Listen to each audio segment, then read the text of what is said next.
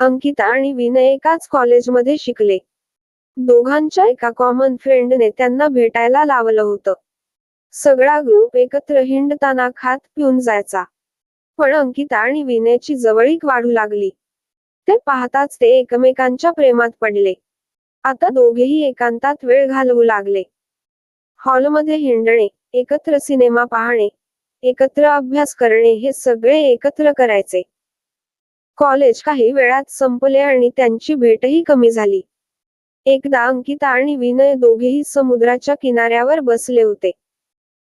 अंकिता नम्रपणे म्हणाली, आता आमचं कॉलेजही संपलं आहे. आम्ही एकमेकांसोबत कसा वेळ घालवणार आणि लवकरच माझ्या घरातील लोक माझं लग्न लावून देतील. तिचा हात धरून विनय म्हणाला, अंकिता, काळजी करू नकोस. मी 1-2 कंपनीत अर्ज केला आहे. थोड्याच दिवसात मला चांगली नोकरी मिळेल, मग घरी सांगू.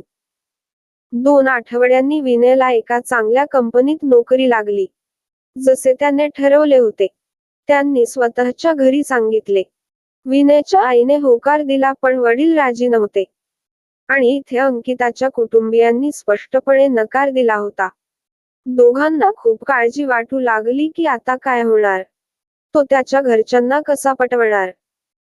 बरेच दिवस झाले. दोघांनी एकमेकांशी बोलणे बंद केले होते कारण अंकिताच्या घरच्यांनी तिचा फोन घेतला होता आणि तिच्यासाठी नाते शोधत होते. ती कधी कधी विनयला तिच्या मैत्रिणीच्या घरी गेल्यावर फोन करायची आणि नेहमी म्हणायची की विनय, लवकर काहीतरी कर, नाही तर माझं लग्न होईल. माझं तुझ्यावर खूप प्रेम आहे. मी तुझ्याशिवाय राहू शकणार नाही.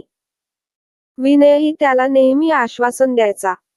पण तरीही त्याला समजत नव्हते की काय करावे. घरच्यांना कसे पटवायचे. ह्या विचारात वेळ निघून जात होता. दोघेही खूप अस्वस्थ होते. विनय घरी जेवत नाही, बोलत नाही. तो दिवसभर शांत आणि शांत राहिला. हे पाहून तिच्या आईला राहवलं नाही आणि तिने पतीला समजावलं की माझ्यासाठी माझ्या मुलीच्या सुखापेक्षा काहीही महत्वाचं नाही आणि आता तिचं लग्न झालं तर फक्त अंकिताशीच होईल. तू उद्या तिच्या घरी जाऊन बोल. तिचे आई वडील. दुसऱ्याच दिवशी विनयच्या वडिलांनी अंकिताच्या घरी जाऊन अंकिताच्या आई वडिलांशी बोलून, मुलांच्या आनंदातच आपण सुखी राहू, असे त्यांना समजावले. माझा मुलगा एका चांगल्या कंपनीत काम करतो आणि त्याचा पगारही चांगला आहे. तो तुमच्या मुलीला खुश ठेवेल. विनयच्या वडिलांचे म्हणणे ऐकून अंकिताच्या आई वडिलांनी होकार देत लग्नासाठी होकार दिला. विनय आणि अंकिताचे लग्न थाटामाटात झाले. दोघेही खूप खुश होते. हनीमूनसाठी तो शिमल्याला गेला होता. हनीमूनहून परत येताच विनय आपल्या कामात व्यस्त झाला. दोघेही आनंदी जीवन जगत होते. त्यांच्या लग्नाला आता 2 वर्षे झाली होती. पण तिला अजून मूल झाले नव्हते. घरातील सर्व नातेवाईक अंकिताला नेहमी एकच प्रश्न विचारायचे की ती कधी चांगली बातमी देते का, पण ती नेहमी हसत हसत बोलायची. विनय आणि अंकिता यांनाही मूल हवे होते पण ते मिळत नव्हते. अनेक डॉक्टरांना दाखवले. सर्व तपासण्या केल्या पण काहीच फायदा झाला नाही.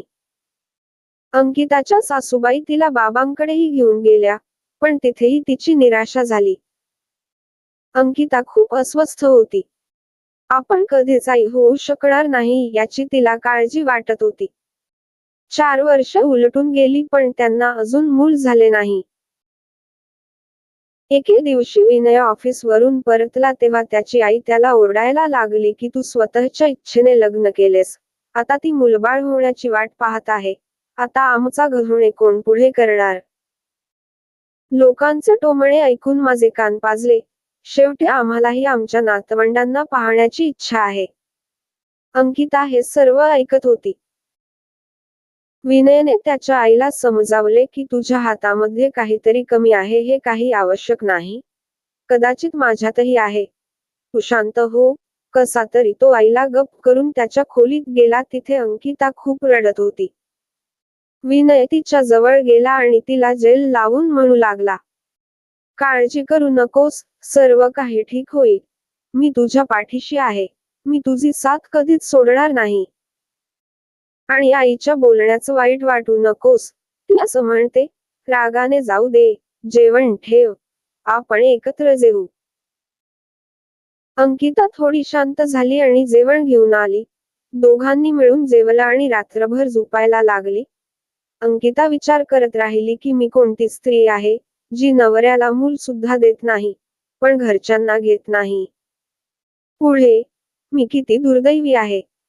ती रात्रभर झोपली नाही आणि फक्त रडत होती. सकाळी सगळे आपापल्या कामात व्यस्त झाले. विनयही ऑफिसला निघून गेला.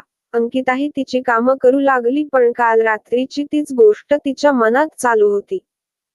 मी दिवसभर हाच विचार करत राहिलो. रात्री विनय घरी आल्यावर अंकिताने त्याला खायला दिले आणि दोघेही त्यांच्या खोलीत झोपण्याच्या तयारीत असताना अचानक अंकिता विनयला म्हणाली की आपण मूल का दत्तक घेत नाही? आता आपल्याला मूल होणार नाही का? नको. आपण मूल दत्तक घेऊन त्याच्याकडून आई वडिलांना कळ करून घेतो आणि आपल्यालाही मुलाचे सुख मिळेल का? हे ऐकून विनयला खूप आनंद झाला. ते दोघे दुसऱ्याच दिवशी एका दत्तक एजन्सीमध्ये गेले आणि त्यांनी सर्व प्रकार सांगितला. दत्तक एजन्सीच्या लोकांनी सांगितले की तुम्ही सर्व तपास पूर्ण होतात फॉर्म जमा करा, तुम्हाला फोन येईल. तो फॉर्म भरला आणि कदाचित आता त्याचा त्रास संपेल या आशेने घरी परतला. 6 महिने झाले त्याचा फोन आला नाही. विनय तिकडे जायचा तेव्हा लोक त्याला एकच उत्तर द्यायचे की कॉल येईल, पण वाट पाहणारी वाहने पुढे जात राहिली. आता अंकिताचा धीर सुटला होता. ती पूर्णपणे तुटली होती. विनय तिला किती समजावून सांगू शकत नव्हता. दोघेही थकले होते. ते कधी आईवडील होऊ शकतील अशी त्यांना आशा नव्हती. पण विनयने अंकिताला साथ देण्याचा प्रयत्न सोडला नाही. दर 2 दिवसांनी संस्थेला भेट देत असे. वाट पाहत 8 महिने झाले होते. आणि एके दिवशी अचानक विनयचा फोन आला की तुम्ही दत्तक संस्थेत या, तुमच्यासाठी एक आनंदाची बातमी आहे. तिने लगेच अंकिताला फोन करून दत्तक एजन्सीकडे येण्यास सांगितले. दोघेही तिथे पोहोचले तेव्हा त्यांना समजले की त्यांना दत्तक घेण्यासाठी एक मुलगी दिली जात आहे, जी फक्त 5 महिन्यांची आहे. विनय आणि अंकिताच्या आनंदाला पारावार राहिला नाही. विनय आनंदाने नाचू लागला. ते दोघेही विनयच्या आईने विनयच्या बाळाला घेऊन घरी आले आणि तिचे नाव किरण ठेवले, जणू ती त्यांच्या जीवनातील आशेचा किरण आहे. त्यांना मुलगी मिळाल्याने सर्वजण खूप आनंदी झाले आणि ते सुखी जीवन जगू लागले. हे एकमेव प्रेम आहे जे तुम्हाला नेहमीच साथ देते आणि आम्हाला खात्री देते की आमच्या समस्या आमच्यापेक्षा लहान आहेत आणि आम्ही जीवनात कधीही आशा गमावू नये. जर आम्ही विश्वास ठेवला तर आम्ही सर्व काही साध्य करू शकतो.